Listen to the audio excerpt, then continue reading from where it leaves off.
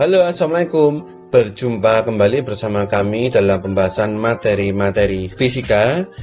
Pada kesempatan yang baik ini, kita akan membahas materi tentang termodinamika. Oke, pada kesempatan kali ini, bagian termodinamika atau materi termodinamika ini yang kita bahas akan ada beberapa subbab. Nah, subbab apa aja nih yang akan kita bahas? Oke, kita cek satu-satu ya.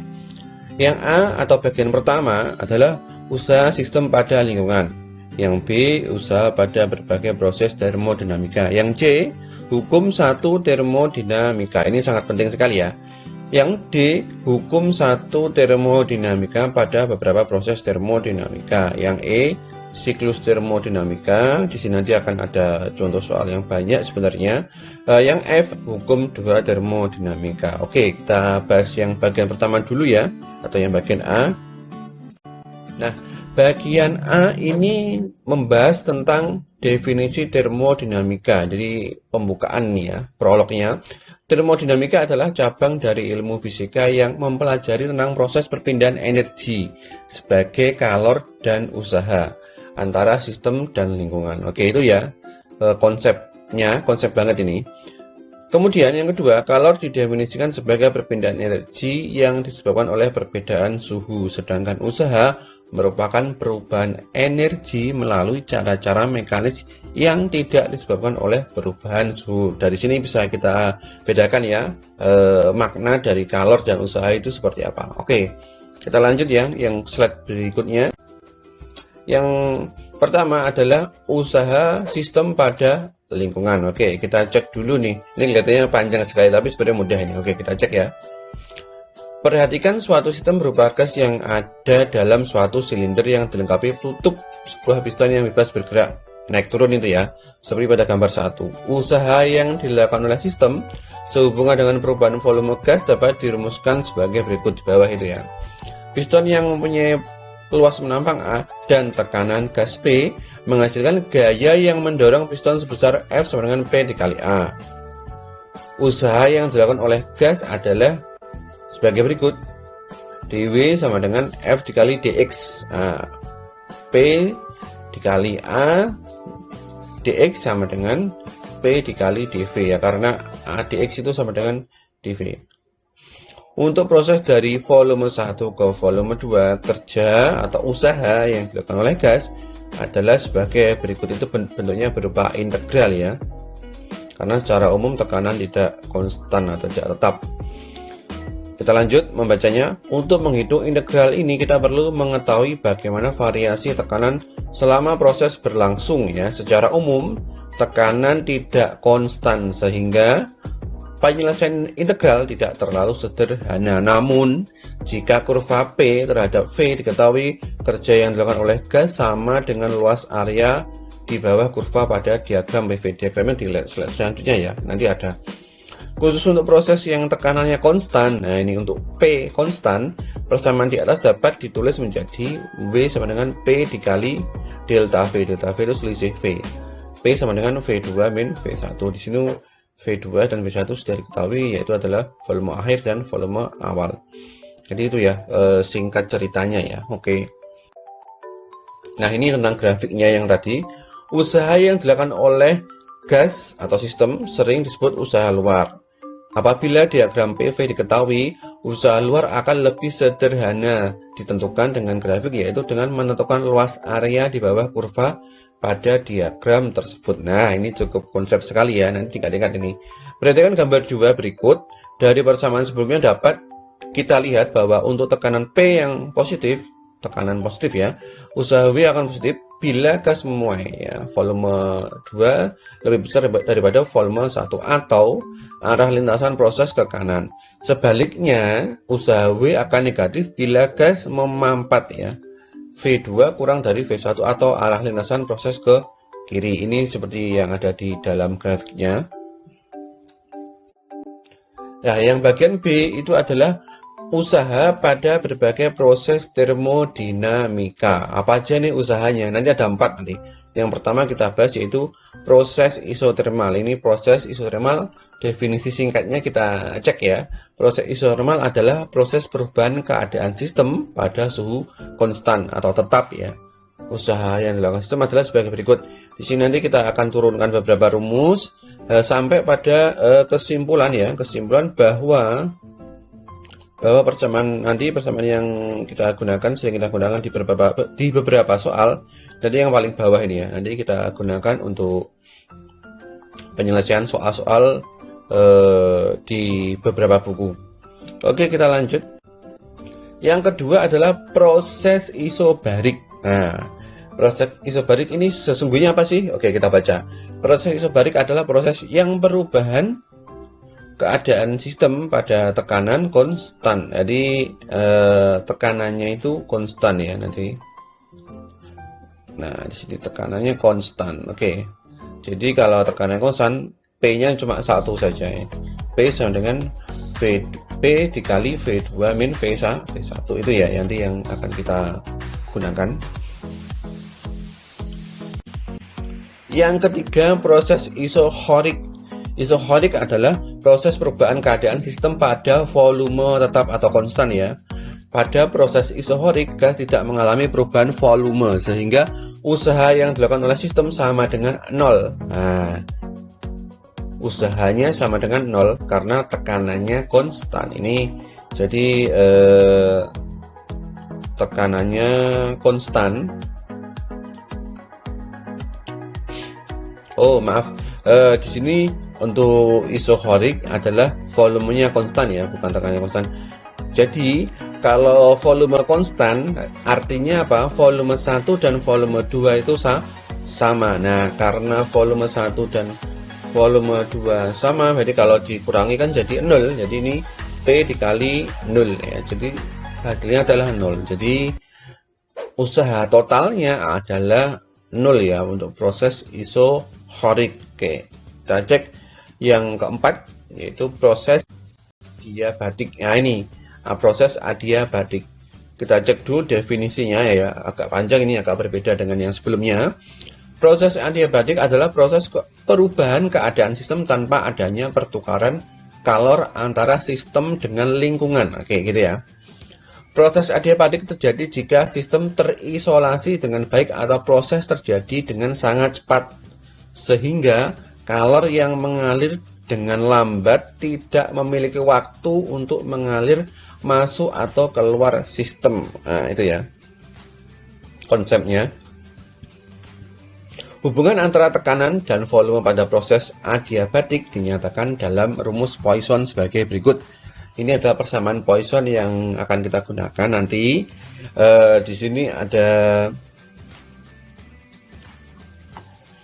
persamaan Poisson yang ada di dalam kotak ini. Nah, ini nanti akan kita lanjutkan untuk ya di sini ya. Jadi nanti persamaan ini akan kita lanjutkan untuk menemukan persamaan yang berikutnya, untuk mengecek persamaan berikutnya. Oke, kita cek dulu. Nah, di sini ini adalah kelanjutannya. Pada gas ideal, PV sama dengan nRT, atau di sini P sama dengan nRT dibagi V ya. Sehingga persamaan 1 dapat dinyatakan dalam bentuk seperti ini ya. Ini lanjutan dari yang tadi ya. Usaha yang dilakukan gas dalam proses adiabatik adalah ya, ini adalah persamaan nanti yang akan kita gunakan pada soal-soal apa? Proses adiabatik. Ini yang diberi tanda kotak ini nanti juga sering kita gunakan ya. Oke, di sini ya. Oke. Nah, ini. Oke. Baiklah, itu adalah proses termodinamika ya. Usaha-usaha pada berbagai proses termodinamika ada 4 tadi ya. Isotermal, isobarik, isohorik, dan proses adiabatik. Sekarang kita lanjut ke next slide berikutnya, yaitu hukum 1 termodinamika. Oke, kita cek satu ya. Satu definisi tentang ini, tentang materi ini. Hukum 1 termodinamika berkaitan dengan hukum kekekalan energi ya. hukum kalian aja. Oke, ini untuk sebuah sistem yang sedang melakukan pertukaran energi dengan lingkungan dan memberi hubungan antara kalor, energi, dan kerja atau usaha. Hukum 1 termodinamika menyatakan bahwa untuk setiap proses apabila kalor ditambah ke dalam sistem dan sistem melakukan usaha, maka akan terjadi perubahan energi. Oke, ini konsep banget ya. Jadi dapat dikatakan bahwa hukum 1 termodinamika menyatakan adanya konsep kekekalan energi. Oke, gitu ya. Energi dalam sistem merupakan jumlah total semua energi molekul pada sistem. Apabila usaha dilakukan pada sistem atau sistem memperoleh kalor dari lingkungan, maka energi dalam sistem akan naik. Sebaliknya, energi dalam akan berkurang apabila sistem melakukan usaha pada lingkungan atau sistem memberi kalor pada lingkungan. Dengan demikian, perubahan energi dalam pada sistem yang tertutup merupakan selisih kalor yang diterima dengan usaha yang dilakukan oleh sistem. Ya, oke, jadi ini adalah membahas tentang sistem dan lingkungan ya. Lingkungan yang ada di dalam lingkaran ini, oke, yang ada di dalam lingkaran ini, kemudian sistemnya yang ada di dalam lingkaran ini ya. Kemudian untuk lingkungan yang ada di luar lingkaran. Oke, ini ya. Oke.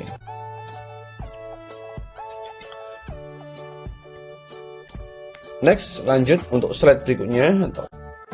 Nah, ini adalah persamaannya dari hukum 1 termodinamika.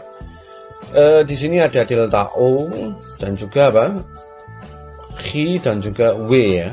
Nah, delta O itu perubahan energi dalam. Kalau Chi di sini adalah kalor yang diterima. W itu adalah usaha. Oke, kita cek, ini juga penting ini yang bawah ini. Usaha W positif. Nah, jika sistem melakukan usaha, dan negatif jika usaha dilakukan atau dikenakan ya pada sistem. Selanjutnya, kalor Chi positif jika sistem menerima kalor dan negatif jika sistem melepas kalor. Oke. Ini ya. Ini konsep banget ya. Oke, kita lanjut. Hukum 1 termodinamika pada beberapa proses termodinamika. Ini ya, kita cek dulu. Pada bagian ini kita akan menggunakan hukum 1 termodinamika pada beberapa proses termodinamika, yaitu proses isobarik, isohorik, isotermal, dan adiabatik. Konsep tentang energi dalam untuk gas monoatomik sesuai dengan teorema ekipartisi energi yang telah dibahas pada bab sebelumnya. Bab sebelumnya apa? Yaitu materi teori kinetik gas ya. Itu sebelumnya sudah pernah kita bahas. Oke, kita lanjut ya. Itu persamaannya ada di bawah itu. Kita lanjut ke next slide berikutnya. Pada sistem yang berubah dari awal T1 menjadi T2, maka perubahan energi dalamnya dapat ditulis sebagai berikut. Nah, di sini adalah perubahan energi dalamnya. Jadi persamaan 1 dan persamaan 2 nanti di beberapa soal akan kita gunakan ya. Jadi nanti diingat-ingat persamaan 1 dan persamaan 2. Ini adalah persamaannya untuk masing-masing proses ya. Jadi di sini masing-masing proses nanti memiliki persamaan sendiri. Ada isotermal, isobarik, isohorik, dan adiabatik. Nanti kita jangan lupa adik-adik untuk mencatat ya nanti untuk masing-masing proses ini persamaannya. Oke, kita lanjut dulu. Yang selanjutnya yang bagian E ya, yaitu adalah siklus ya. Oke, berarti ini kita akan membahas siklus. Yang pertama adalah pengertian atau definisi ya. Oke, kita cek dulu. 1. Pengertian siklus dan besar usaha yang dilakukan atau dihasilkan ya. Suatu sistem dapat menyerap kalor dari lingkungan untuk melakukan apa? Usaha. Untuk dapat melakukan usaha secara terus-menerus tidak mungkin dilakukan hanya dengan satu proses termodinamika tertentu. Karena suatu proses akan berhenti ketika tekanan, volume, dan suhu mencapai nilai maksimum atau maksimal. Oleh karena itu, sistem harus dikembalikan dari keadaan awal agar kalor dapat berubah menjadi usaha. Rangkaian proses sedemikian rupa sehingga akhirnya kembali pada keadaan semula disebut siklus. Oke, ini ya, ini yang konsep banget ini. Di sini ada contoh grafiknya juga ada, prosesnya dari A, B, C. Oke, kita cek dulu definisi selanjutnya atau paparan selanjutnya ya. Usaha yang dilakukan oleh sistem dalam satu siklus adalah W, sama dengan WAB ditambah WBBC. Ini melihat grafik yang di sampingnya ya, yang besarnya sama dengan luas daerah yang diarsir pada grafik PV, luas ABC. Apabila arah proses dalam siklus searah putaran jam, maka usaha bernilai positif dan bernilai negatif apabila arah proses berlawanan arah putaran jarum. Kita lanjut. Kemudian siklus Carnot ini juga sering kita pelajari ya nanti, dan juga di beberapa soal akan sering muncul. Siklus Carnot itu apa sih sesungguhnya? Oke, kita cek dulu sejarahnya ya. Pada tahun 1824, seorang ilmuwan Prancis bernama Sadi Carnot ya mengemukakan model mesin ideal yang dapat meningkatkan efisiensi melalui suatu siklus yang dikenal dengan siklus Carnot. Mesin ideal Carnot bekerja berdasarkan mesin Calor yang dapat bekerja bolak-balik atau reversible, yang terdiri atas 4 proses, yaitu 2 proses isotermal dan 2 proses adiabatik. Itu paparan awalnya ya, jadi konsep awalnya atau dasarnya seperti itu, dasar bekerjanya mesin Carnot. Selanjutnya untuk slide berikutnya ini adalah persamaannya ya, persamaan dari efisiensi mesin Carnot. Kita cek dulu. Dengan demikian pada mesin Carnot telah terjadi perubahan energi kalor menjadi apa? Usaha. Oke, energi kalor menjadi usaha. Mesin yang mengubah energi kalor menjadi usaha disebut mesin kalor. Efisiensi mesin kalor dinyatakan sebagai perbandingan antara usaha yang dilakukan mesin dengan kalor yang diserap. Secara matematis ditulis sebagai berikut. Ini ya, ini simbol efisiensi ya, sama dengan W per Q1 dikali 100%. Nanti efisiensi jawabannya nanti dalam persen ya. Oke. Persamaan 4. Persamaan 5 juga sama nanti apabila di dalam soal diketahui Q ya, atau kalor, nanti bisa kita cari efisiensi. Dan juga apabila di soal diketahui juga suhu ya, suhunya tentunya pakai satuan Kelvin ya, nanti T1 dan T2. Nanti apabila diketahui T1 dan T2 di soal, maka efisiensi mesin Carnot bisa dicari. Oke, kita lanjut ke slide berikut. Oke. Hukum 2 termodinamika ini cukup bagus sekali ya. Oke, kita bahas dulu paparan yang telah dijelaskan di slide ini. Kita baca dulu. Hukum kekekalan energi yang dinyatakan dalam hukum 1 termodinamika menyatakan bahwa energi dapat diubah dari satu bentuk ke bentuk lain. Misalnya perubahan usaha menjadi energi kalor atau sebaliknya. Akan tetapi tidak semua perubahan energi yang terjadi di alam ini, di alam ini ya, prosesnya dapat dibalik seperti pada hukum 1 termodinamika. Contoh, sebuah benda yang jatuh dari ketinggian H sehingga menumpuk lantai. Pada peristiwa ini terjadi perubahan energi kinetik menjadi energi kalor dan sebagian kecil menjadi energi bunyi ya. Mungkinkah energi kalor dapat berubah menjadi energi kinetik dan menggerakkan benda setinggi H? Oke, tidak mungkin ya. Jelas bahwa hal ini tidak akan terjadi ya, tidak akan terjadi meskipun benda kita panaskan terus-menerus. Oke. Hukum 2 termodinamika memberikan batasan-batasan terhadap perubahan energi yang mungkin terjadi dengan beberapa perumusan. Ini ada 3 perumusan ya. Oke. Nah, di sini untuk menjelaskan tidak adanya reversibilitas, para ilmuwan merumuskan prinsip baru ya. Ini prinsipnya dirumuskan untuk menjelaskan tidak adanya reversibilitas. Oke. Yaitu hukum 2 termodinamika dengan pernyataan sebagai berikut ya. Kalor mengalir secara alami dari benda yang panas ke benda yang dingin, secara alami ya. Kemudian dilanjut ini, kalor tidak akan mengalir secara spontan dari benda dingin ke benda panas, kayak gitu ya. Jadi hukum 2 termodinamika. Yang kedua, nanti di dalam hukum 2 termodinamika ada pengertiannya, yaitu subbabnya, yaitu adalah entropi. Oke, kita bahas dulu ya, entropi ini apa aja, definisinya apa ini. Termodinamika menyatakan bahwa proses alami cenderung bergerak menuju ke keadaan ketidakteraturan yang lebih besar. Ukuran ketidakteraturan ini dikenal dengan sistem entropi. Ya, sudah tahu ya tadi ya definisi dari entropi. Entropi merupakan besaran termodinamika yang menyerupai perubahan setiap keadaan dari keadaan awal hingga keadaan akhir sistem. Oke. Semakin tinggi entropi, suatu sistem menunjukkan sistem semakin tidak teratur. Entropi sama seperti halnya tekanan dan temperatur yang merupakan salah satu sifat dari sifat fisik yang dapat diukur dari sebuah sistem.